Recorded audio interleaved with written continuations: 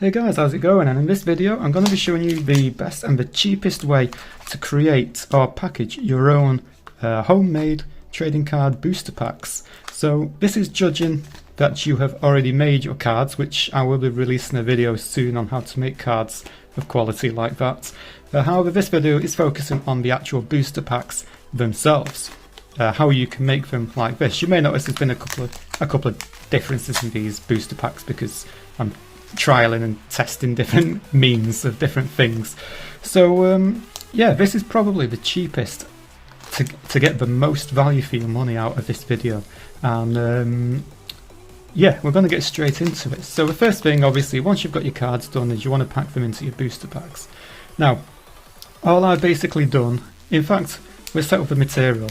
This material is called a Mylar bag. Now you can get 100 of these Mylar bags for about £5.50 off eBay, so already it's about 5p per pack or so, and they do the job. So they do come in all different shapes and sizes, so all you need to do is make sure you get the right size one for your pack, because if you imagine a poker card is 3.5 by 2.5 inch, just make sure you get the closest size to that, obviously bigger, not shorter.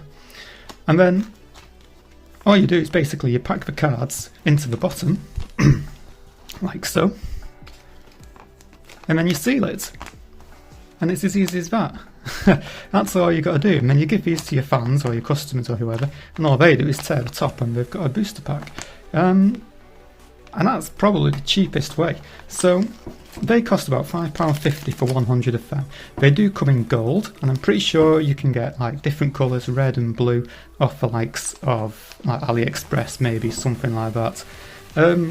As far as the logo on the front goes, basically there's 3 different ways you can do this. 2 of them depend on your printers. So your first one is to use this. Now I do have a laser and an inkjet printer, so I'm going to show you 2 different ways. So this is the latest thing of what I've used. Transparent gloss vinyl, suitable for, where does it say it? Laser jet printer, right there. Obviously make sure it's fine for your laser jet printer. Don't get anything that doesn't say laser jet because it won't work, it'll just jam. So that has basically printed off like that, and then all you do is you cut these out, peel the sticky back off, and you stick them onto your booster packs.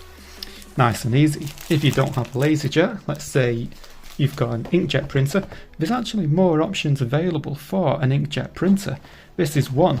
This is metallic printable paper, so it's not transparent like how this one is, but again you can cut them out, and because it's metallic, it matches the colour of the booster pack packaging. And again, to save having to cut around shapes, you can just cut a square out, peel the back off and stick it on your booster pack.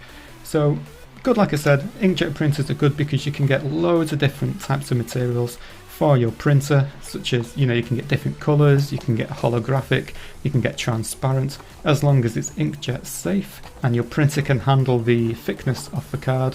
You're really good to go.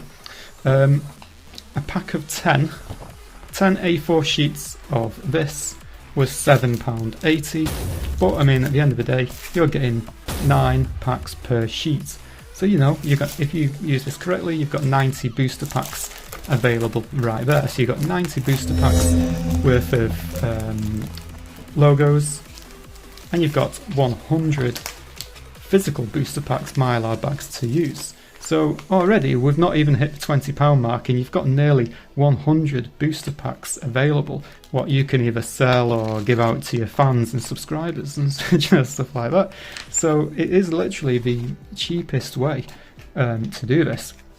As for sealing, there's 3 ways you can seal it. The most expensive being one of the big heat sealers, where you put it on a press and it comes down and it seals it. That's probably the fastest and the most efficient. However, it's the most expensive. One of those heat sealers will probably cost you about £20 to £30, but once you've got it, you've got it. The second most expensive, or the second cheapest, is one of these. This is about £5 to £6. Again, it's off eBay.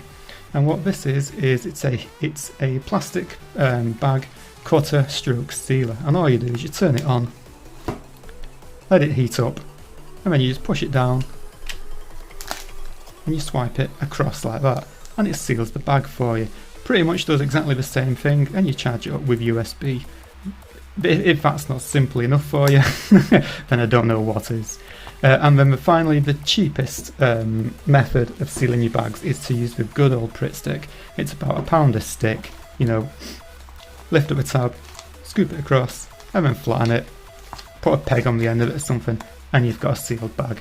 There's 3 ways of sealing these Mylar bags. Really, really easy and effective to use. At the end of the day, again, once you've purchased one of these or a couple of sticks of that, again, it's not even hit the £20 mark. All you need to do is make your own cards, or hell, buy them off the Game Crafter as a bulk and package your own booster packs. You know, the options there. You can do so much more with your own packed booster pack. You can put them in whatever order you want. You could make your own foils at home with the foil sheets. Put a foil at the back of every booster pack. You could make your own little rule book or a thank you slip or something like that. The possibilities are endless. You can even do the back, something you cannot do on the Game Crafter. So yeah, the option is there. This is probably the easiest, the cheapest, and if not the best way of making your own homemade booster packs using simple Mylar bags. Anyway guys, hopefully this video was really useful for you. If you want any links, I'll probably leave it in the description, but if I don't, I will leave a comment. And please let me know what you think. Leave a comment and a like if this has helped you out. I'm sure it will. There are many other methods of creating your own booster packs. For example, Mystic Islands has done his own, where he gets his own foil sheets and he physically crafts his own booster pack. However, I would imagine that that's a slightly more expensive approach, and this, like I said, you're making a booster pack here for about 5 to 10 pence per booster pack, and it's completely customizable down to your own however you want it. So yeah, anyway guys, thanks for watching if you've got this far, and I'll see you again in the next video. See you later.